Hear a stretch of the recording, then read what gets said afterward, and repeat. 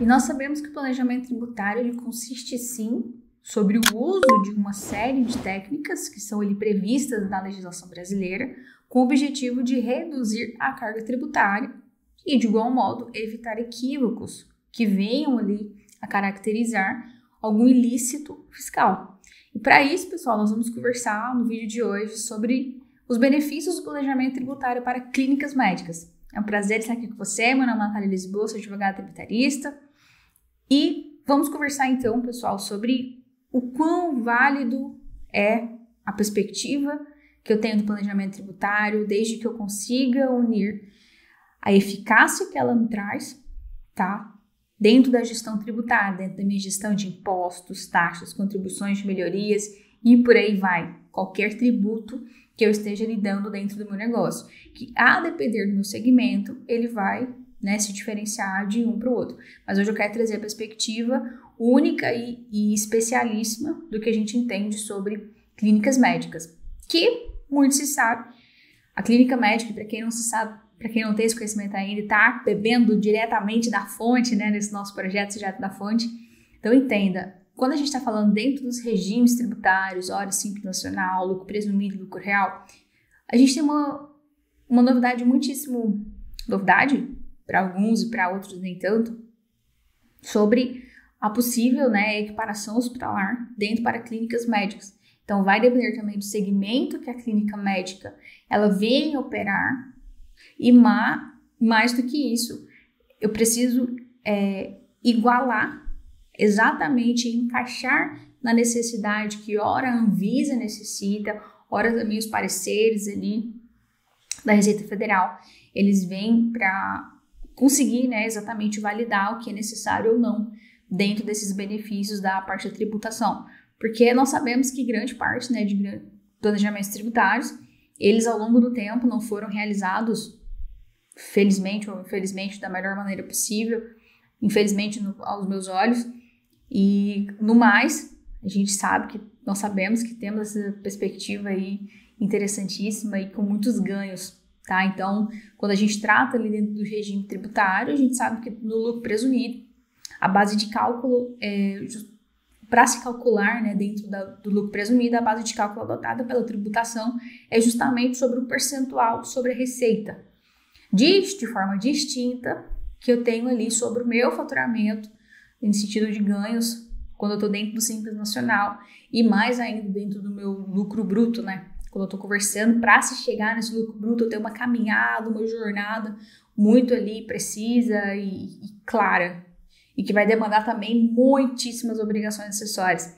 Então, a gente sabe que o planejamento tributário ele ainda é um pouco utilizado aí por grandes empresários, por administradores de clínicas médicas, que vem para ser uma ferramenta justamente de gestão e otimização da melhor performance empresarial. Só que, infelizmente, a gente ainda não conseguiu elevar o nível de consciência dos nossos empresários dentro do meio da saúde, tá? Do ramo da saúde. Então, é interessante que um dos pontos mais determinantes que a gente fala sobre o sucesso mesmo de um planejamento tributário, hora ali para clínicas médicas, um dos fatores, começa-se dentro da escolha do melhor regime tributário para a empresa. Primeiro de tudo, se você questionar, para na rua hoje, oi Natália, tudo bem? Tô sabendo aqui. E aí? Você é tributarista, Legal, pá. Como é que você me diz aí sobre qual é o melhor regime tributário para a empresa? Primeiro que eu vou precisar saber qual é a sua empresa, qual é o seu ramo, o tamanho que você está, qual é o seu porte ali de negócio. Vai depender se você é unipessoal, se você é um grupo de empresas, grupo de empresários e por aí vai. Também tem outro detalhezinho para a gente tratar. Mas voltando para a nossa temática do dia de hoje, quando a gente tem essa perspectiva então de qual é o melhor regime tributário, horas a gente começa a ter uma análise extremamente minuciosa, exclusiva e personalíssima, se é melhor permanecer dentro do Simples Nacional ou lucro presumido ou lucro real. Grande parte de negócios de clínicas médicas, clínicas de saúde no Brasil, estão ali dentro do lucro presumido, porque eu tenho algumas premissas que são realmente extremamente válidas. E a gente sabe que dentro do lucro presumido, pessoal, é cabível ali para empresas cujo faturamento esteja ali no máximo a 78 milhões por ano, tá? Então 6 milhões e pouquinho ali por mês, e a gente sabe que ele é uma boa alternativa para clínicas, principalmente quem vislumbra ali uma possibilidade de equiparação a serviços hospitalares para fins tributários. Dentro do lucro presumido também, a base de cálculo, para confirmar com vocês, é justamente sobre a tributação e um percentual sobre a receita, não ali só em sentido de faturamento. No que diz respeito também ao imposto de renda da pessoa jurídica e RPJ, ele tem um valor, uma equivalência a 32% sobre o faturamento para as clínicas, mas também eu tenho ali uma visão de 8% sobre o faturamento no sentido de hospitalares. Então, essa equiparação, ela cai ali de 32% para 8%, isso é muita coisa. E depois a gente também tem a ideia da contribuição social sobre o lucro líquido, né? Justamente a famosa CSLL, a nossa CS, que ela tem um percentual também de 32% para clínicas médicas, quando eu estou dentro do lucro presumido, mas eu posso sim conseguir uma redução de 32% para 12% ali da minha receita bruta quando eu tenho esses serviços hospitalares, né? Então, o que a gente tem mais de tributação ali por trás? Porque dentro do cálculo, tá, pessoal, do meu IRPJ, eu tenho ali uma multiplicação dentro do meu percentual, ora 8% ou 32%, sobre uma receita, que essa receita ela vai ter uma base de cálculo prioritária e uma multiplicação por 15%. Então, eu tenho que pegar o valor, multiplicar ali por 15%, para dentro desse valor eu adicionar ainda o meu IRPJ para chegar no valor exato do que eu tenho ali que levantar sobre esse tributo específico.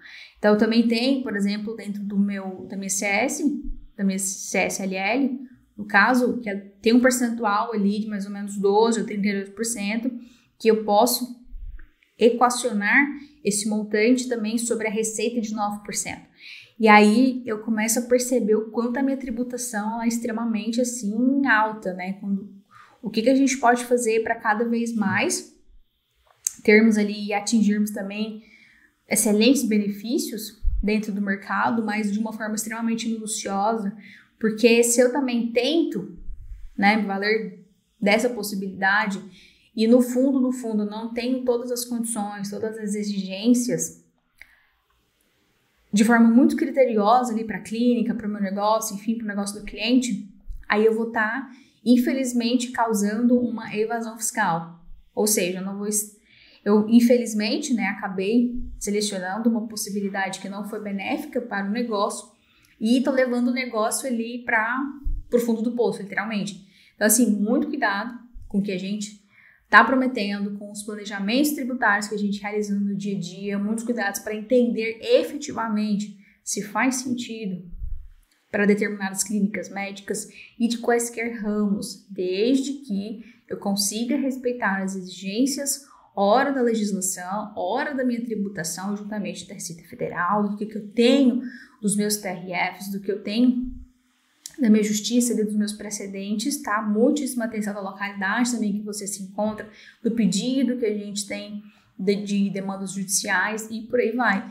Então, quando a gente fala sobre instruções normativas dentro da Secretaria da Receita Federal, a gente precisa entender que há essa possibilidade de uma equiparação de clínica médica a de um hospital, né, para fins tributários. Na prática, essa equiparação ela pode proporcionar uma extrema, considerável redução da carga tributária do IRPJ-CSLL, como a gente conversou anteriormente, e dentro desses serviços, diretamente dessa mesma instrução normativa, eu preciso entender que são exatamente aqueles que venham, tá, a causar uma vinculação sobre as atividades desenvolvidas pelos hospitais, que venham ali diretamente a proporcionar direito de saúde, prestação de serviços, que são estabelecimentos assistenciais à saúde, então tem que tomar cuidado também, que não é uma simples consulta médica, isso a gente já tem um RESP da Bahia que foi decidido pelo STJ, justamente, que vão excluir-se desses serviços, dos serviços hospitalares, justamente as simples consultas médicas. Só que, felizmente, já pegamos trabalhos em que determinada clínica médica tratava, né, tentava incorporar isso para ter uma baixa na tributação e houve fiscalização, depois a fiscalização foi extremamente alta, porque os percentuais são gigantescos, né, de juros, multas e por aí vai. Então, a gente tem que tomar muito cuidado. A carga tributária ela já é muito alta. E quando eu incorro, infelizmente, por não saber ou até mesmo por desejar correr esse risco, né, não ser ali uma atitude conservadora, então eu preciso também me atentar sobre como que eu vou me defender e se eu tenho um dossiê, se eu tenho essa oportunidade de defesa, senão seria ele muito mais complexo, tá? E aí quando a gente vem trabalhando essa perspectiva da equiparação, eu preciso entender qual é a abrangência do que eu vou ter sobre prestação de serviço, de uma forma realizada ali dentro da minha clínica médica, ora dentro de serviços hospitalares, se eu tenho terapia, se eu tenho patologias, a clínica dentro, por exemplo, uma clínica oftalmológica, uma clínica com as clínicas que eu consiga ali, policlínicas e por aí vai. Desde que eu tenha critérios que eu case exatamente com o que está sendo exigido da Anvisa e também dentro da instrução normativa da Receita Federal. Então, assim, não é auxílio diagnóstico, patologias clínicas e medicina nuclear também. Então, tem muita coisa extremamente criteriosa e com benefícios que eu consiga ali para fins tributários. Então, é somente o nosso primeiro vídeo, né, para a gente dar evasão para isso e para que vocês consigam entender. Então, no próximo, eu já vou me atentar ali para uma parte 2. Para essa parte 2, eu vou trazer um caso para vocês. Esse caso, vocês vão visualizar como seria um pagamento de um médico, sendo pessoa física.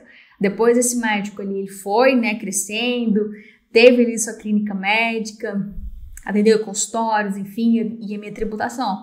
Então, tem tributação que sai de R$300 mil a 80 mil, se eu consigo, sim, essa equiparação. Só que não é tão simples quanto parece e como se muito fala. É um pouquinho trabalhoso, mas que a gente consegue e tem total visibilidade, total licitude, tá? Sobre tudo isso que a gente vem conversando. Beleza, pessoal? Espero que vocês tenham gostado. Deixe aqui nos comentários o que vocês têm de dúvidas, questionamentos, indagações, ouvi dizer, Natália, eu quero só conversar com você. É sempre um prazer ter você aqui. Te encontro já no próximo vídeo. Parte 2, nessa perspectiva aí da parte prática mesmo, o que a gente tem na prática de um cálculo prévio de planejamento tributário. É sempre um prazer estar aqui com vocês, juntamente com o Portal Contábil, estão queridos. Muito sucesso, pessoal. Te encontro no próximo vídeo.